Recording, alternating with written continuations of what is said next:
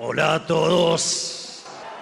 Además, imagino que en pocos lugares juego tan de local como acá.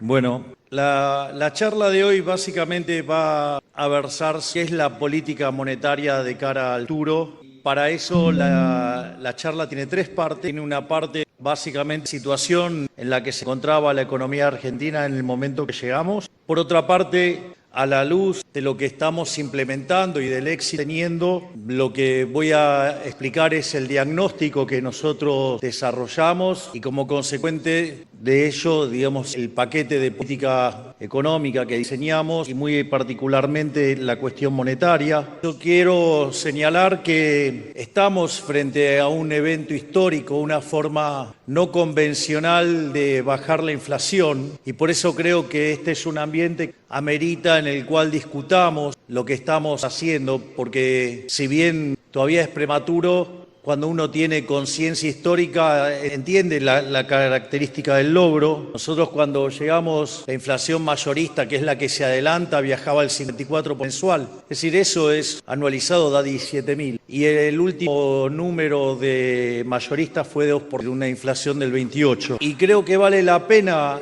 la discusión y el análisis porque sistemáticamente se dijo que nosotros no tenemos programa. La pregunta es, ¿cómo hicieron para que baje? Es decir, la verdad que yo sepa, ni el equipo de Toto ni he estado estudiando con Copperfield cómo hacer magia. Me parece que vale la pena discutirlo. Lo que sucede es que después de tantos años de colectivismo, creo que casi como que en la población, y te diría, y más que nada en la profesión, comunicadores, perdieron noción y conciencia de que es un programa de estabilización, en especial en una perspectiva liberal. Un programa de estabilización tiene un programa fiscal, un programa monetario y política cambiaria. Ahora, si ustedes después le quieren agregar cosas es porque empiezan a mostrar cuotas cuotas de política. O sea, es una forma distinta de ver el proceso. Y además me parece que también vale la pena analizarlo porque a diferencia de otros casos, lo interesante de esta estabilización es que no hubo una hiperinflación previa, porque cuando ustedes tienen una hiperinflación previa, lo que hace es licuar los activos financieros, por lo tanto, la estabilización después es muy fácil porque parten de niveles de dinero muy bajos. Es la propia recomposición de la demanda de dinero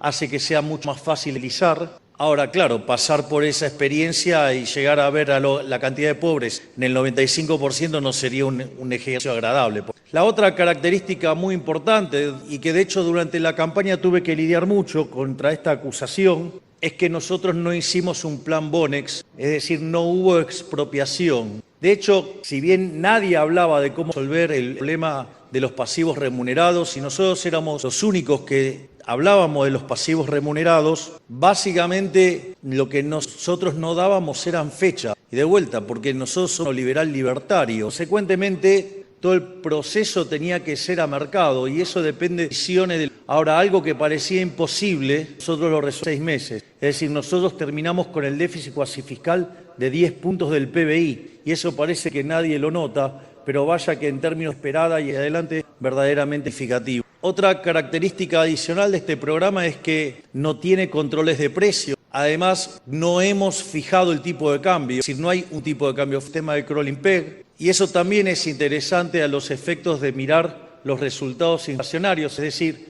al tener un sistema de crawling peg, nosotros, el programa hoy como está diseñado, tiene una inflación incida, que es el crawling peg más la inflación nacional. Eso más o menos arroja una tasa de inflación mensual del 2%. Entonces, cuando uno mira la inflación minorista, que el último registro fue del 3%, quiere decir que la verdadera inflación macro viene viajando al 1%. Es decir, que es la diferencia entre la inflación observada y el crawling peg más la inflación internacional. Eso quiere decir que entonces la inflación del programa está en el orden por ciento. Esto quiere decir que hoy la verdadera inflación en Argentina estaba viajando al 13% anual. Y eso sí que parece un sueño a lo largo de lo que hemos estado durante los últimos 20 años, o desde la creación del maldito Banco Central de la República Argentina en 1935, salvo el periodo que fue el programa de estabilización base argentina y que nació acá, que fue el plan de convertibilidad del ministro Felipe Cavallo. Por otra parte,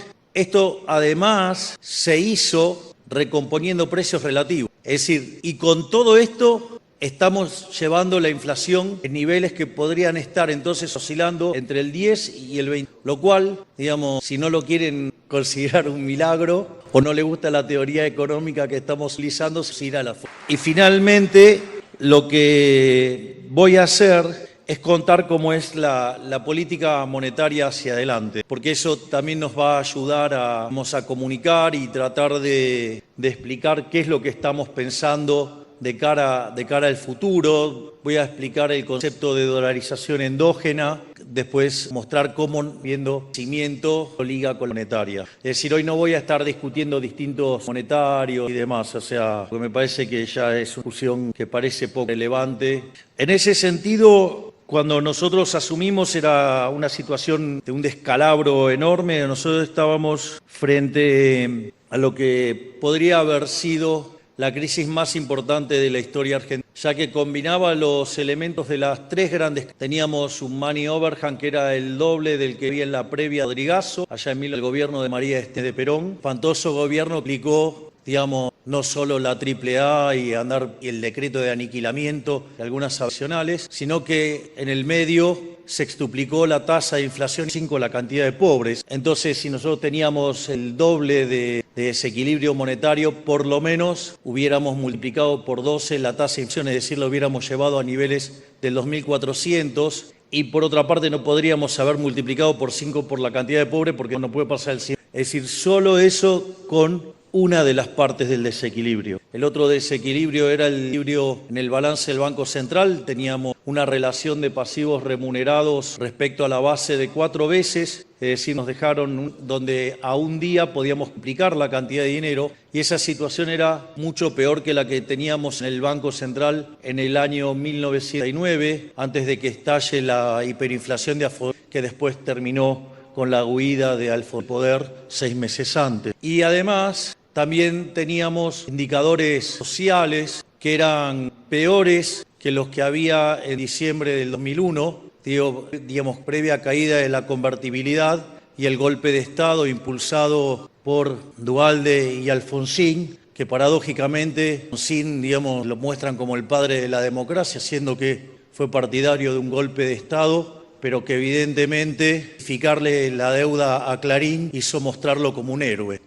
En ese sentido, nosotros nos encontramos que durante la primera semana de diciembre la inflación venía viajando al 1% diario, algo que implica una inflación anual del 300%. Cuando uno mira la segunda semana y imputa los 15 días pertinentes, o sea, la inflación le ha dado un ritmo del 7.500 anual. Si toman la del IPC de 25,5%, estaríamos hablando de una inflación anualizada cercana al 1.500%. Si tomamos la del IPC, la del IPM, perdón, la mayorista, anualizada, 24 aplicaba a 10, era el contexto nos encontrábamos. Entonces, y además de los desequilibrios que les mencioné, también teníamos los desequilibrios flujo. Teníamos déficit gemelos por equivalente a 17 puntos del PBI. Piensen que cuando en lo que es la literatura de indicadores tempranos de crisis, un déficit de 4 gemelos es una alerta amarilla, 8 es alerta roja,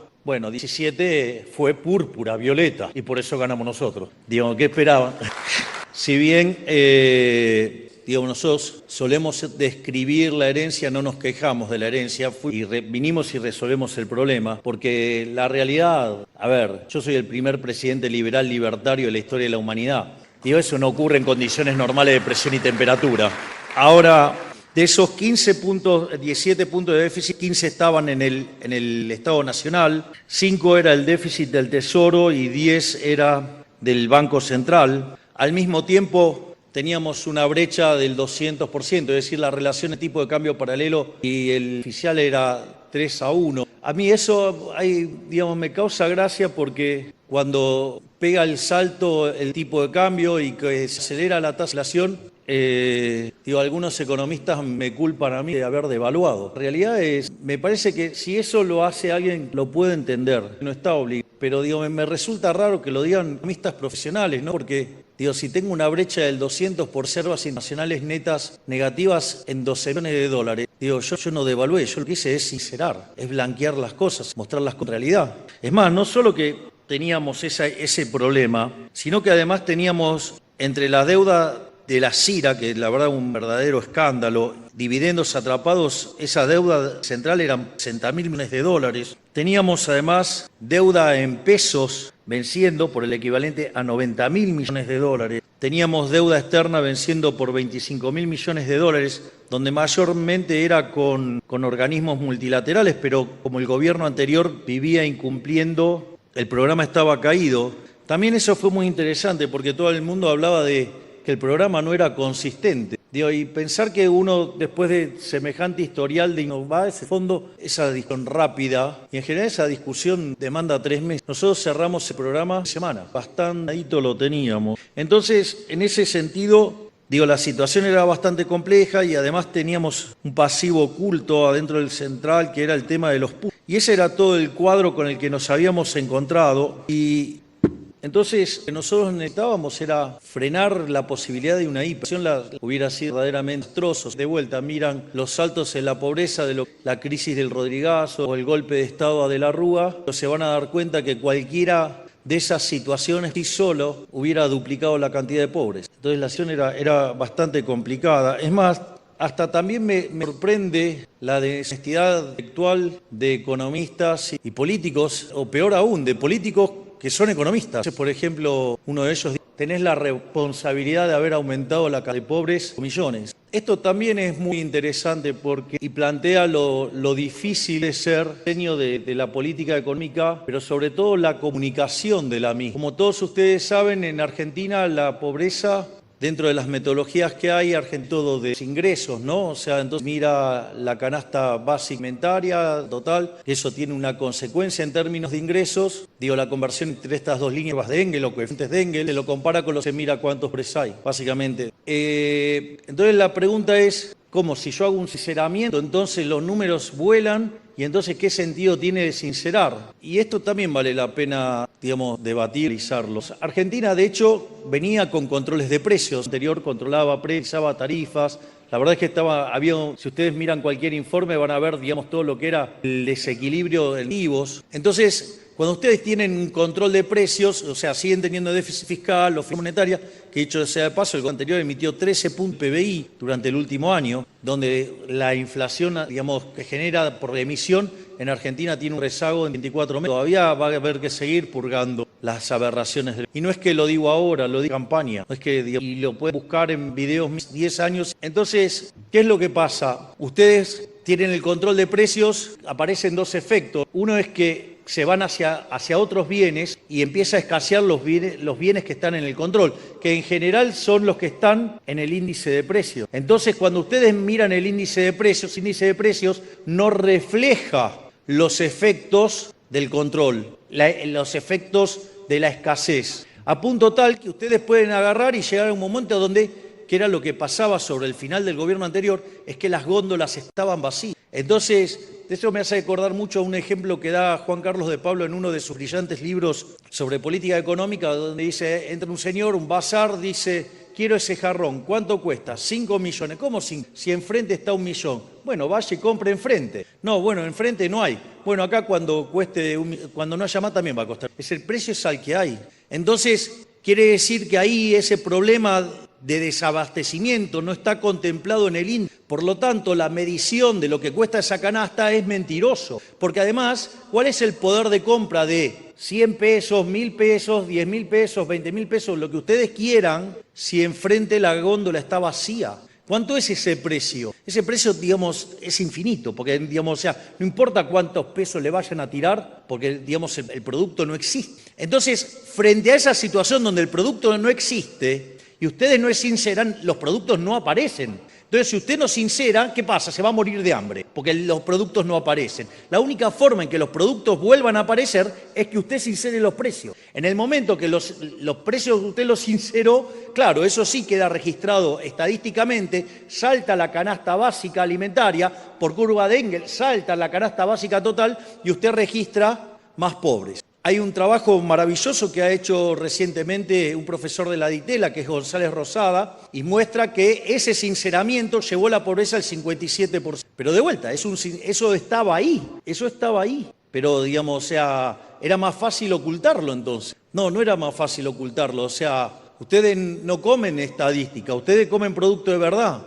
Lo que tenemos que tratar es que las estadísticas digan, digamos, si estén lo más parecida a la verdad. Y la buena noticia es que hoy, después de que durante 5 meses los salarios reales suben sin parar, donde los que más suben son los del sector privado, donde se está recuperando muy fuertemente el privado informal y el que viene, digamos, no recuperando y viene rezagado es el sector público porque hay motosierra. El dato para el último trimestre, según las estimaciones de González Rosada, es 49%. Es decir, acabamos de bajar la pobreza en 8 puntos porcentuales. Vaya que sí que nos estamos ocupando de los más vulnerables. Entonces, el punto es, bueno, ok, estamos bajando la inflación, no hay plan social más poderoso que bajar la inflación, porque está claro que, digamos, el impuesto inflacionario es un impuesto súper regresivo, y entonces es, bueno, ok, ¿cómo lo hicieron? ¿No? O sea, me parece que está, digamos,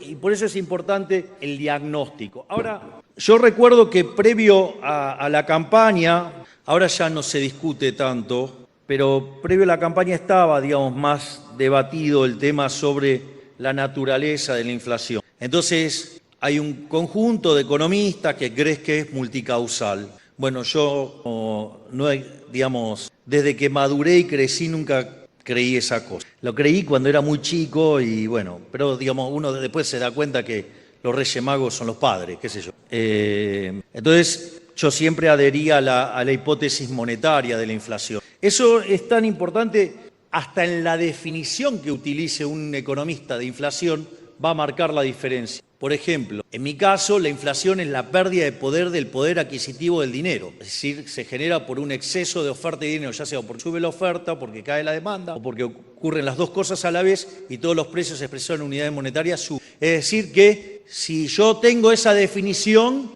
yo me tengo que ir y cagar a trompadas con Reconquista 260. O sea, tengo que ir y agarrármela con el Banco.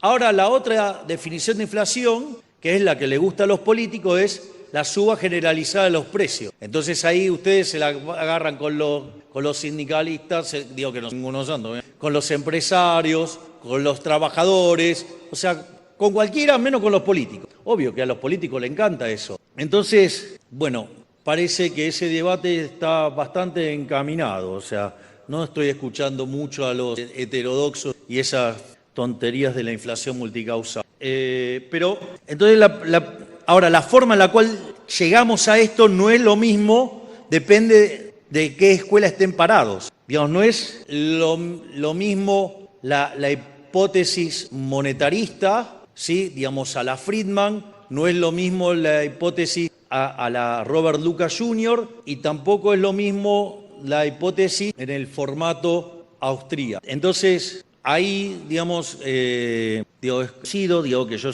adhiero a la hipótesis de la escuela austríaca. Entonces, algo que parece bastante obvio no es tan obvio. Es decir, por ejemplo, en la hipótesis monetarista el dinero no es neutral de corto, pero sí lo es de largo. En la hipótesis de rational expectation, digamos, lo es aún de corto plazo, salvo que haya sorpresa, pero los efectos de la sorpresa en el tiempo, si ustedes abusan de ese mecanismo, desaparece. Bueno, digamos, en la hipótesis de los austríacos, el dinero nunca es neutral. Digamos, es más, es un elemento pernicioso que hace daño y que la verdad es que ya van a ser, no les voy a expoliar el final, pero... entonces, por eso es tan importante volver a la base. Parece algo que es rudimentario, parece un comentario para principiantes, pero sucede que parece que los economistas nos hemos olvidado de cosas tan básicas que entonces estamos delirados en cualquier cosa y nos olvidamos de qué se trata el problema. El primer punto es ¿por qué existe el dinero? ¿Por qué existe? O sea, si no sabemos por qué existe el dinero, ¿cómo vamos a entender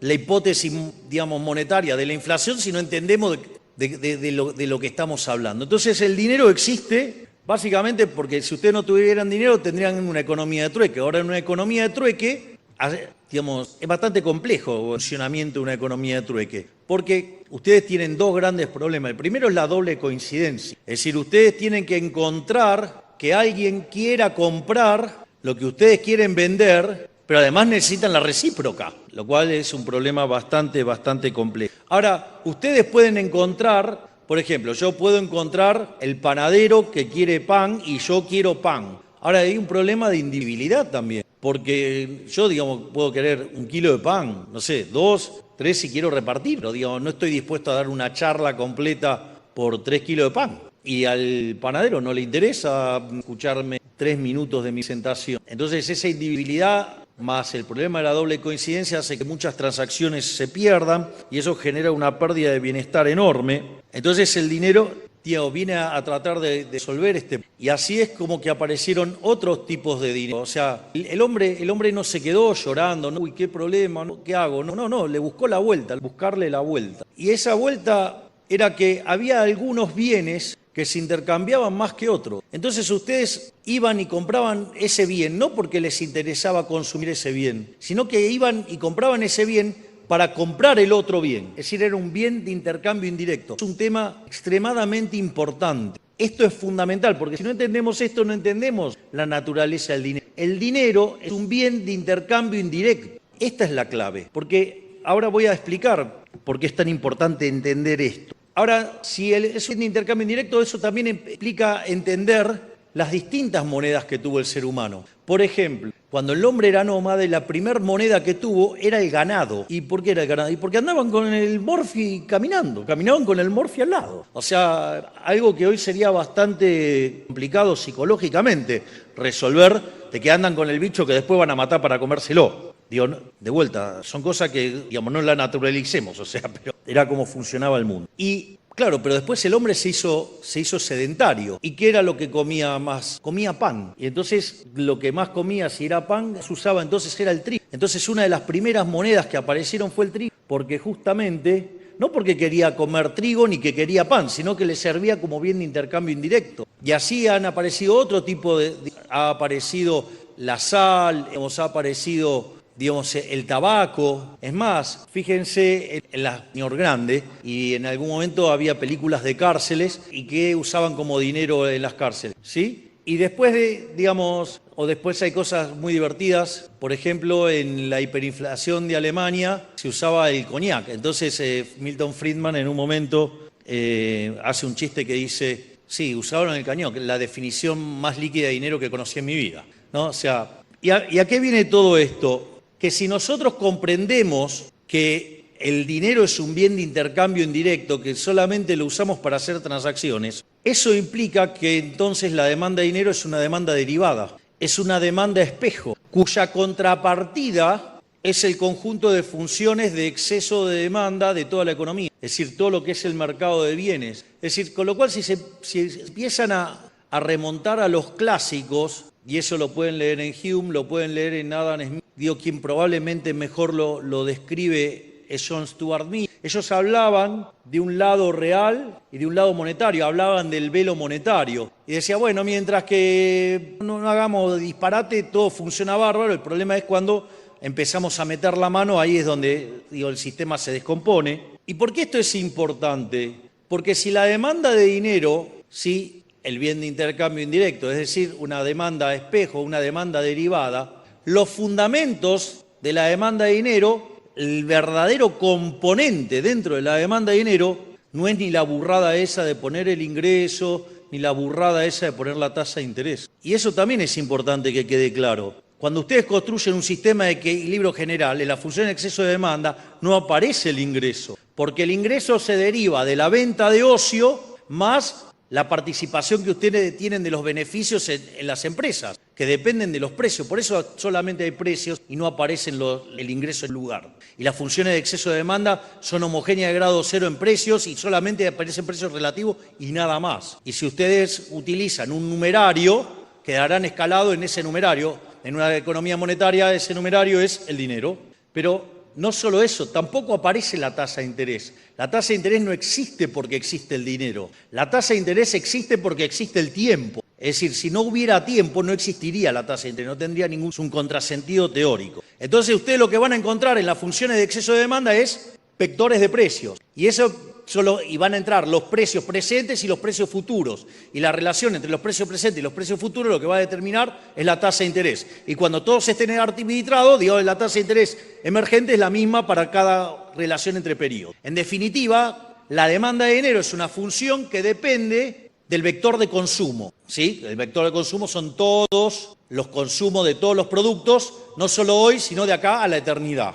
Y si depende del consumo, el consumo va a depender de ¿qué? Ese sendero de consumo, o sea, ese sendero para el vector de consumo. Va a depender de lo que Robert Lucas Jr. decía eran los parámetros profundos. Los parámetros profundos, ¿qué son? Las preferencias, es decir, las funciones de utilidad, incluida la tasa de preferencia intertemporal, porque ahora estamos hablando de una economía que no es de un periodo, sino que es de la cantidad de tiempo que ustedes quieran. No solo eso, sino que además va a depender de la tecnología, es decir, de la función de producción, va a depender de las dotaciones de factores y va a depender del sistema de propiedad. O sea, todos parámetros profundos. O sea, son todos datos, si yo lo pongo en una foto hoy, digo, esos son todos datos. Por lo tanto, la demanda de dinero, en condiciones normales de presión y temperatura, tendría que ser, ¿qué? Directamente una función granítica. Por eso no eran tan tontos los clásicos cuando ponían la teoría cuantitativa, versión Cambridge, si ustedes quieren, como una fracción del ingreso. O sea, no eran tontos. Es decir, después está el problema de la inconsistencia de grado, de que es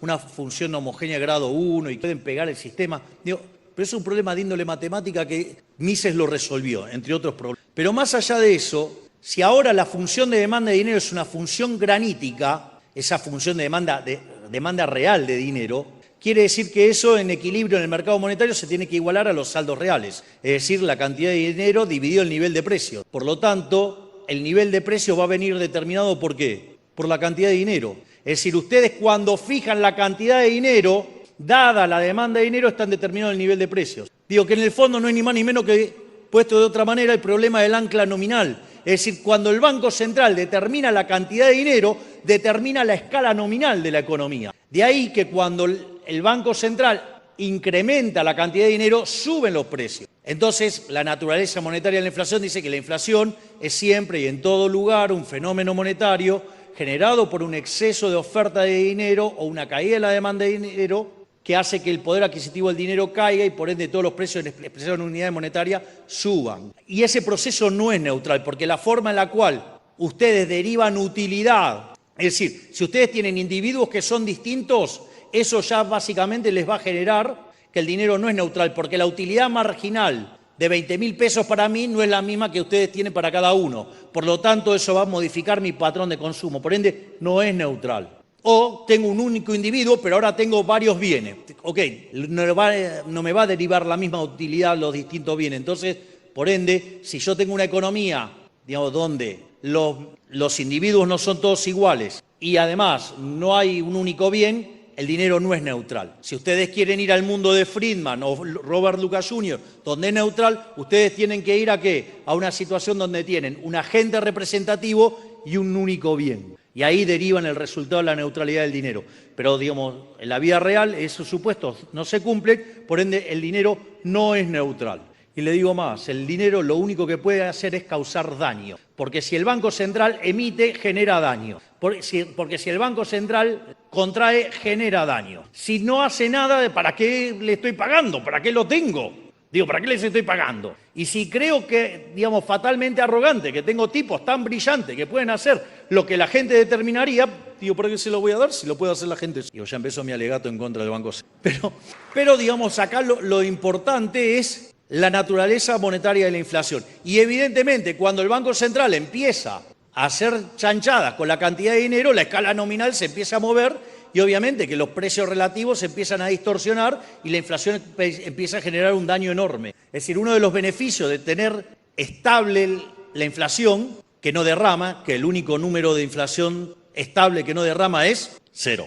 Entonces, básicamente, si yo genero inflación, empiezo a generar distorsiones de precios relativos, empiezo a afectar los senderos de consumo, de ahorro e inversión, afecto la estructura de capital y termino generando ciclos de boom and bust, en general encima ligados a la política económica. Y la política económica suele hacer esas barrabasadas en tiempos electorales. Entonces, ¿usted puede creer que haya un tipo que esté tan loco que quiere ir a déficit cero, que es sacar la política fiscal en un año electoral, y emisión cero, sacar la política monetaria en un año electoral. O sea, mire, si esto termina bien, no solo que va a ser un éxito político que está dando vuelta por el planeta, pero va a ser una revolución también para los propios economistas. O sea, digamos, el policy maker que relega, digamos, a hacer política monetaria y fiscal expansiva en el año electoral. Esto sí que no estaba en ningún libro de texto. Por lo tanto, habiendo probado, digamos, mi hipótesis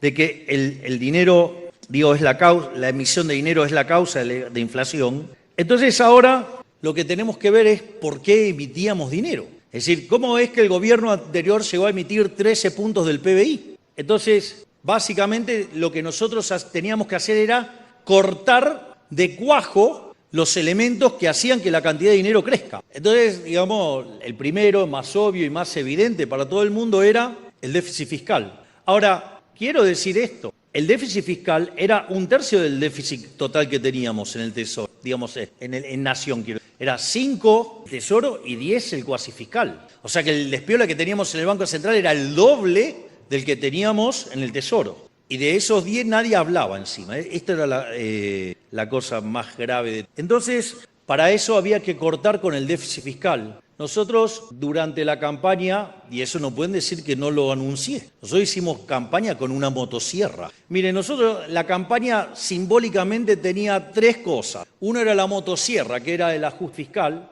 Otra era un billete de dólar, que básicamente era la competencia de monedas y la eliminación del Banco Central. Digo que pusieron dolarización y saben lo que es tener que tratar de explicar, no es competencia, trámite enorme. Y después, además, en nuestros actos aparecía recurrentemente banderas de Israel, o sea, con lo cual, digamos, o sea, fíjense que en lo fiscal estamos cumpliendo, en la política internacional está recontra cumpliendo, digamos, y les voy a mostrar cómo es que estamos cumpliendo en lo monetario también. Es decir, con lo cual, digamos, nadie fue engañado en la campaña electoral. Es la primera vez en la historia de la humanidad que un candidato hace campaña diciendo que va a cortar el gasto público. Y de hecho lo hicimos. Cuando nosotros dijimos que íbamos a ir a déficit cero, nos dijeron que estábamos locos, que era imposible, que con suerte se podía cortar 1 punto del PBI por año, y nosotros planteamos que el primer año íbamos a ir a déficit cero. Y lo más increíble es que lo logramos el primer mes de gestión. Si ustedes miran los números de Argentina, en los últimos 123 años Argentina tuvo déficit, de los 123, 113 años. Y en los únicos 10 años que no tuvo déficit estaba en default, por lo tanto, o sea, era una mentira. Es decir, es la primera vez en 124 años que Argentina va a terminar con equilibrio fiscal en la línea financiera. Vaya que la fuerza del cielo la empujan.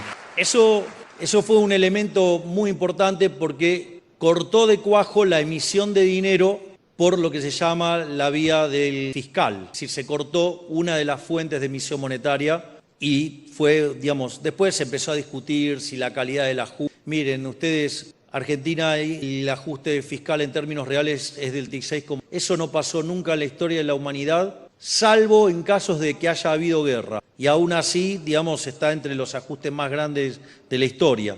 Pero eso no fue solamente el ajuste, también se fue por el ajuste en el Banco Central. Y ahí también esto es importante porque nadie decía cómo lo iba a arreglar. Hay otros que irresponsablemente decían que se arreglaba solo, que era lo mismo que no decían nada, pero que cuando le preguntaban, como no sabían qué hacer, decían que se iba a arreglar solo. Había otros que decían que lo que había que hacer era subir la tasa de interés, con lo cual lo único que hacía era agrandar el problema.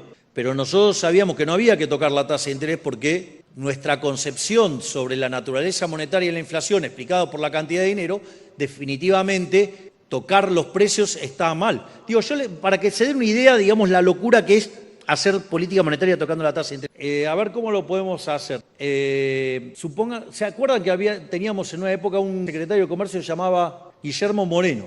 Es decir, la pregunta es eso de controlar los precios que hacía Moreno. Y les pido que sean enfáticos. ¿Me pueden gritar si está bien o está mal? No los veo muy convencidos. O están con problemas de garganta o Moreno les resultaba simpático. Pueden ser más específicos. Que se entere que no les gusta a nadie no controle el precio. Bueno, querer controlar la tasa de interés es querer controlar los precios presente y futuro. Es decir, es como una suerte de Moreno Reloaded, es la versión increíble Hulk de Moreno. De hecho, si nosotros le hubiéramos hecho caso a los que decían que había que ir a tasas de interés real positiva, hoy la relación de pasivos remunerados respecto a la base estaría arriba de 10 veces, nos hubiéramos pasado hablando del carry trade, nos hubiéramos pasado hablando de la pelota de las LELIQs o de lo que ustedes quieran, hubiéramos hablado de todo ese tipo de cosas y si no hacíamos una expropiación entonces explotábamos. Esa sería la discusión hoy en Argentina si nosotros le hubiéramos hecho caso a los que decían que había que ir a tasas de interés reales positivas. Como nosotros creemos que la tasa de interés es un mecanismo de coordinación intertemporal y la inflación un problema monetario, ni se nos ocurrió hacer esa ganza. Menos mal que no. Con lo cual imagínense todos los libros que estamos tirando a la basura de los tipos que hablan que no, que la tasa, saben por eso. Porque... Dicho esto,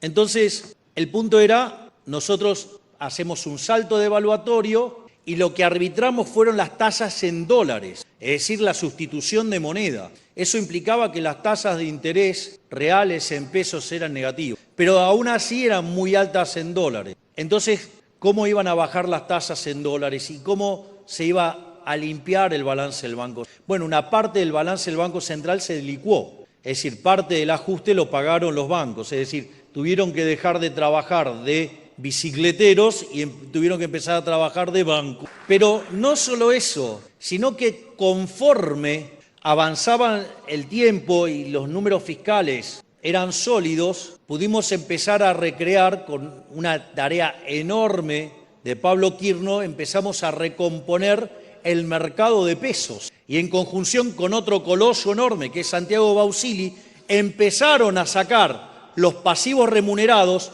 y empezamos a sincerar verdaderamente dónde estaba el problema, que era esa deuda debería haber sido siempre deuda del Estado, porque era déficit fiscal que se financiaba con emisión monetaria y que esa emisión monetaria, para que no impactara en precios, se la sacaba del mercado y se pagaba tasa de interés. Eso siempre debería haber sido deuda del Tesoro. Entonces, entre la tarea magistral, monstruosa, ciclopia de Toto Caputo, que no por nada fue elegido el mejor ministro de Economía del mundo, con lo cual lo felicito públicamente, sumado al enorme trabajo de Pablo Quirno, recomponiendo el mercado de deuda en pesos, y la tarea fabulosa de Santiago Bausili en el Banco Central, empezamos a desarmar el problema de los pasivos remunerados, que estaban a un día, y que hubiéramos quintuplicado la cantidad de dinero en un día, si en lugar de ser liberales libertarios hubiéramos actuado como liberales libertarados. Entonces, en ese contexto pasó algo increíble, algo que nadie le encontraba la solución, que todos miraban para el costado. En 6 meses limpiamos el balance del Banco Central de los pasivos remunerados, haciendo un ajuste equivalente a 10 puntos del PBI. Y eso hace que junto al ajuste que hicimos en el Tesoro hayamos hecho el ajuste más grande en la historia de la humanidad. Y aquí estamos. Por lo tanto, terminamos con el problema de los pasivos remunerados, después resolvimos la cuestión de los puts y ya lo único que quedaba era la emisión por sector externo. Y obviamente que miren, les voy a contar una anécdota que es fabulosa. Boca juega una final intercontinental, si me equivoco fue contra el Milan. Boca define por penales. Esto es de mi época que era de Boca. Aviso que dejé de ser de Boca cuando cierto personaje volvió y cuando apareció un 5 que tenía menos marca que la salada. Eso hizo que yo dejara de ser de Boca. Pero no importa, ese es un detalle de 25º orden. Si sigue así, en algún momento voy a poder volver a la calle. Pero bueno, eso. Dicho esto, van a una definición por penales y Battaglia erra el penal. Y afortunadamente, gracias a Bondancieri, que además es un tipazo, igual que Palermo, se imaginan que soy re Palermo. Entonces Boca gana esa final y un periodista no tiene mejor idea que ir a reportearlo cuando quiere ir a festejar a Battaglia. Y entonces va y en lugar de preguntarle, no sé, sobre qué sentía de habían ganado, todo, siente haber errado el penal. Entonces Battaglia, con una gran sabiduría, digamos, fabuloso, le dice, ¿vos alguna vez pateaste un penal en una final intercontinental? No, bueno, mira, los penales lo erran los que patean, los que no patean no erran. Es decir, a veces algunos dicen que cometemos errores, y sí, claro que cometemos errores, el que hace comete errores. Y en especial, digamos, gente que hace mucho. porque si yo le hubiera dicho que con 15% de la Cámara de Diputados y con 10% de la Cámara de Senadores íbamos a hacer una reforma estructural que es la más grande de la historia de Argentina, porque es 8 veces más grande que la de MN, me hubieran dicho que es imposible. Y sin embargo nosotros lo hicimos. O cuando decían que, por ejemplo, era imposible terminar con los piquetes. Y gracias a la gestión de esa enorme ministra que es la doctora Bullrich, hoy en Argentina no existen piquetes. O los que decían que era imposible terminar con los intermediarios de la pobreza hasta que puse una ministra que tiene las pelotas como el Mario Alberto Kempes y terminó con los gerentes de la pobreza. Así que imagínense todas las cosas que hacemos todos los días, miren todas las cosas que desregula todos los días, digamos, el ministro Sturzenegger. O sea, con lo cual algo que era imposible, nosotros lo hacemos posible todos los días. Obviamente, si ustedes todo el tiempo están haciendo cosas y algunas la van a tirar a la tribuna. Sí, la vida. Pero, digo, me parece que en el neto, sin lugar a dudas, estamos haciendo el mejor gobierno de la historia. Y en este sentido, cuando nosotros avanzamos al programa, a la parte monetaria del exceso de oferta cero, básicamente lo que estábamos diciendo era solamente vamos a emitir para comprar dólares, creyendo que la demanda de dinero cuando crece con tipo de cambio fijo trae como aparejado venta de dólares y el aumento de las reservas. Y el problema es que, claro, esto no estaba en los libros de texto, porque yo un día me estaba autoflagelando y un amigo me dijo, che, pero eso estaba en los libros de texto. No. Y entonces, ¿qué querés? Bueno, está bien, pero no debería haberme equivocado. Bueno, no importa. O sea, le erramos ahí y no nos dimos cuenta que cuando ustedes tienen un modelo de economía abierta, sin control de capitales, lo que es la venta de los dólares al Banco Central es demanda de dinero, pero eso es cierto cuando no hay control de capitales. Es decir, ahora cuando yo tengo controles de capitales y estoy obligando a liquidar las divisas,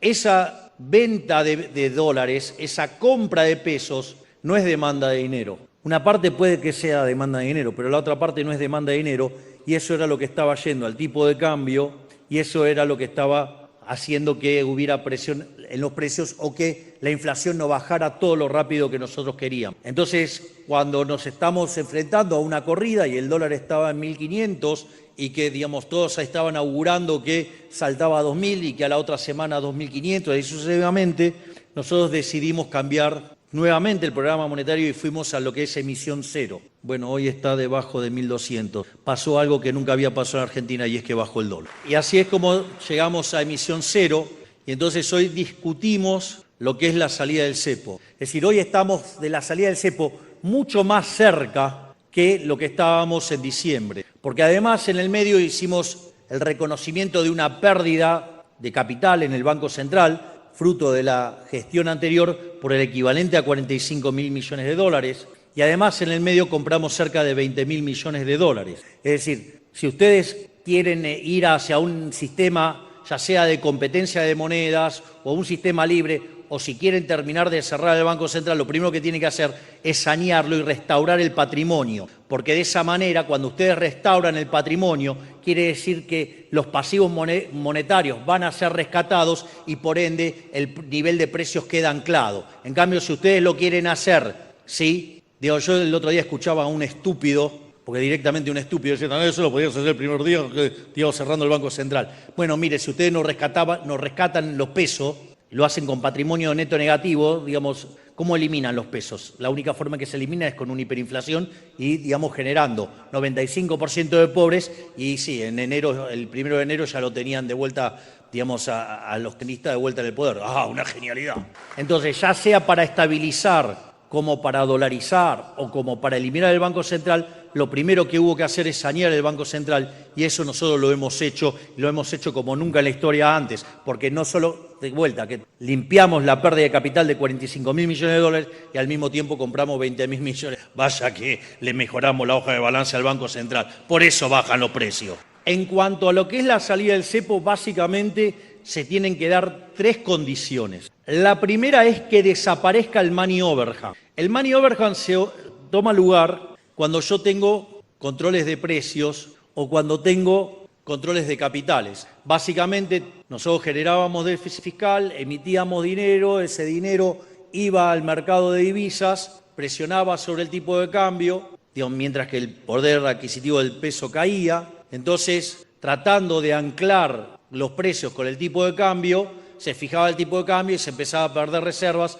Cuando se perdían reservas, se eliminaba el exceso de demanda, digamos, a garrotazo, que es el control de capitales. De esa manera, a ustedes los obligan a demandar más pesos que los que quieren, aumenta la base imponible del impuesto inflacionario y esa es la forma en que corregía. Pero ahí ustedes lo que tienen es un montón de pesos sobrando, porque son pesos que querían comprar dólares y no podían y quedaron atrapados. Entonces, lo primero que ustedes tienen que hacer es eliminar el money over. Entonces, la pregunta es, ¿vos cómo sabés cuál es la demanda de dinero para determinar cuánto es justo el money over? Y eso, si bien uno lo puede hacer, tiene sus cuestiones, o sea, creerse esa función de... Entonces, hay otro mecanismo. Nosotros decidimos mantener constante la cantidad de dinero. Si yo mantengo constante la cantidad de dinero, yo sé que el money overhand desaparece ¿cuándo? Cuando no hay más inflación. Entonces, yo fijé la cantidad de dinero. Cuando no hay más inflación, no hay más money overhand. Si la inflación del programa hoy es 2,5 la inducida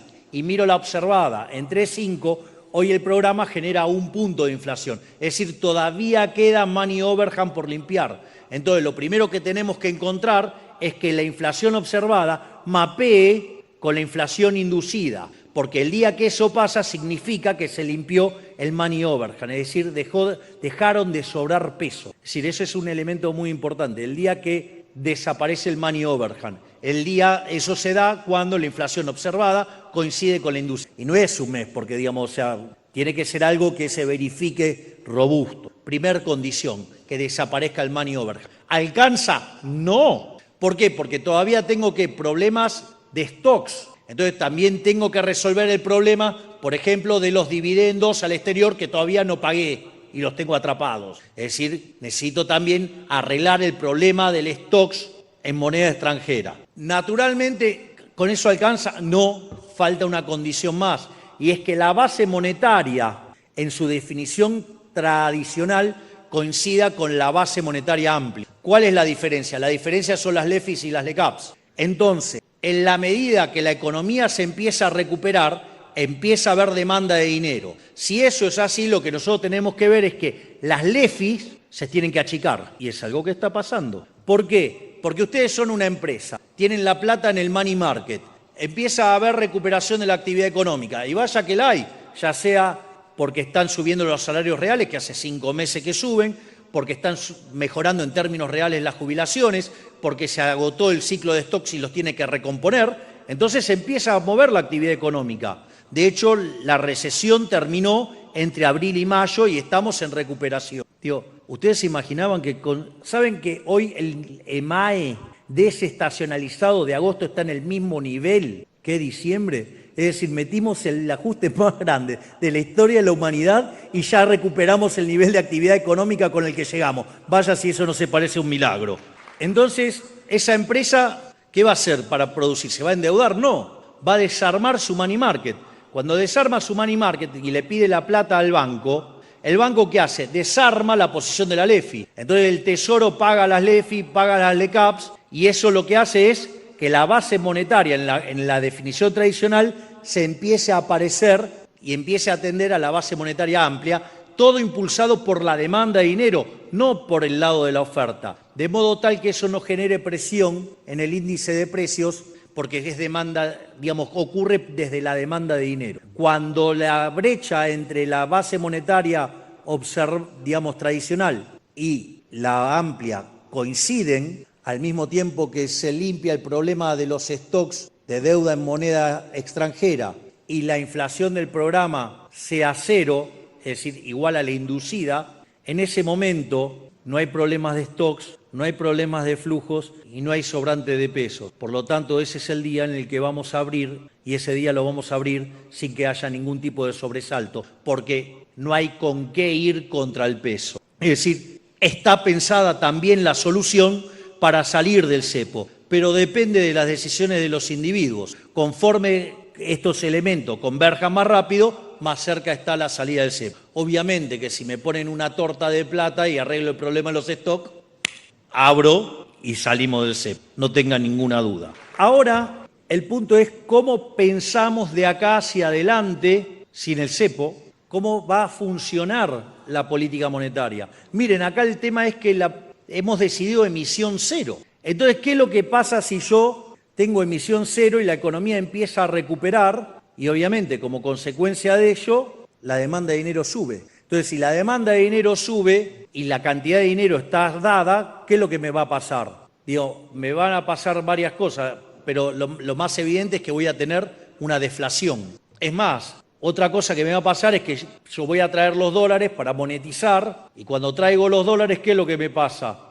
Los llevo al mercado de cambios para hacerme de pesos, entonces me genera una abrupta caída del tipo de cambio nominal. Y el problema que me puede generar eso es que la velocidad de ajuste es tan rápida en el mercado financiero respecto al mercado de bienes que me puede generar quiebras. Entonces, o tengo la deflación o tengo las quiebras. Entonces, ¿cómo resolvemos eso? Eso nosotros ya hemos dado la solución, algunos la están implementando, que es la competencia de monedas. Es decir, ustedes, los propios individuos, son los que monetizan la economía. Entonces, toman sus dólares y hoy ustedes pueden hacer transacciones en dólares o en cualquier moneda. Es decir, hoy hay competencia de moneda. De hecho, ustedes pueden usar la moneda que quieran. ¿Por qué hacemos esto? Para que de esa manera no tengan que ir al peso y entonces se produzca una apreciación muy abrupta del peso que genere un problema en el lado real. Y eso hoy está ocurriendo. Lo ha hecho un supermercado y a partir de lo que hizo el supermercado, digo, ya dado que lo hicieron, gracias Diarco, porque le mostraste a los demás que se puede hacer, háganlo todos. Entonces ustedes empiezan ahora a circular los dólares en la economía para hacer las transacciones. Entonces, conforme, si ustedes antes tenían un modelo de tipo de cambio fijo, ¿qué es lo que pasa? No, bueno, ustedes necesitaban ir, vender los dólares, el Banco Central los compraba y, digamos, y se estiraba, digamos, la cantidad de dinero. Que fíjense que lo que estira la cantidad de dinero es la demanda de dinero. Pero si yo no aumento la oferta, entonces, ¿cómo resuelvo eso? O con deflación o que gente, digamos, haga un sistema de competencia de moneda, ingrese los dólares y los use como se le da la gana. Si ustedes se ponen a pensar que las reformas estructurales que hicimos es un salto en libertad económica de 90 puestos y que hoy tenemos instituciones desde lo formal que se parecen a las de Alemania, Francia, Italia, Argentina tiene para crecer muchísimo en los próximos años. Hay un trabajo de Juan Pablo Nicolini que dice, con alcanzar el equilibrio fiscal, en 10 años duplicamos el PBI per cápita, es decir, vamos a crecer al 7% anual. No solo eso, sino que además, si ustedes se fijan, el hecho de haber hecho un ajuste fiscal de 15 puntos del PBI, eso le implicó devolverle al sector privado 15 puntos de ahorro. Y eso va a financiar la inversión, eso va a hacer que la economía crezca. Además tienen las ventajas del RIG, digamos, tienen la caída del riesgo país. ¿O a alguien se le hubiera imaginado que recibiendo el país con 3.000 de riesgo país, hoy hayamos roto la barrera de los 900 puntos y que cuando liberemos el cepo vamos a empezar el camino para que tarde o temprano lleguemos a ser investment grade? Lo que era imposible lo estamos haciendo posible. Y fíjense que conforme a la economía va creciendo, porque además caen las tasas de descuento, desaparece la inflación, desregulamos y son todos elementos que hacen a que la economía crezca más, sugiero ver mi charla en idea que presento el caso Argentina como un caso de negocio.